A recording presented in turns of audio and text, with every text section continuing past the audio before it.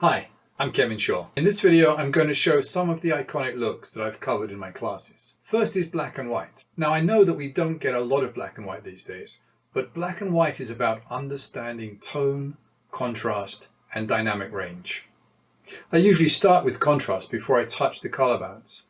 Notice that the different movies here are all black and white, but they all have very different looks. Black and white is not a single look. Different techniques are needed.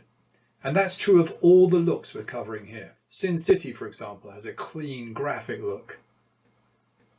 But the artist is softer for a more romantic style. Look 2 is Bleach Bypass. We've moved on from no color to low color. But the trick with Bleach Bypass is linking the contrast and the saturation. You'll see there's something of a theme here too. Bleach Bypass movies are desperate, hopeless stories.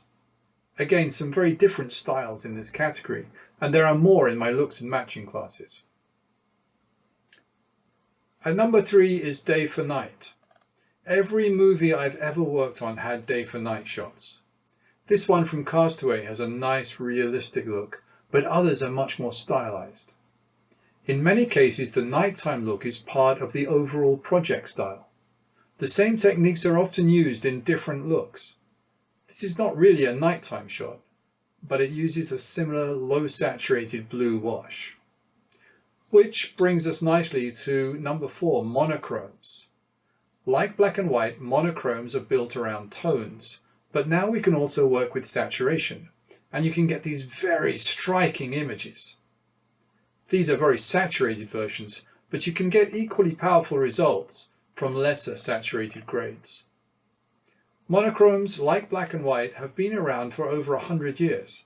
In my classes, we discuss how old ideas can become fresh new looks. Next up is analogous color. Now we have a range of hues, but they are close together on the vector scope. We see in Gattaca it's very stylized, but with Gladiator it's more realistic. Analogous colors can give a sense of altered reality. Here in Shape of Water, you see a green-yellow cast, which is always popular, and most famously associated with The Matrix. The Matrix was not the first, but it's the one people remember. Number 6 is contrasting colors. These may be complementary colors, but they don't have to be. With Amelie and Mad Max, they are complementary. Red opposite green, orange opposite teal. Again, these are highly stylized examples, but this look does occur naturally and can be kept simple. Another use of contrasting colors is for branding. Here we see a collection of Marvel movies all using the same red and blue theme. Here's Gladiator, which uses red and blue in its opening sequence.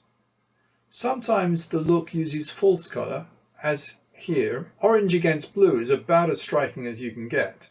And whole movies have been designed that way. Here's Tron Legacy, for example. This is far from an exhaustive list.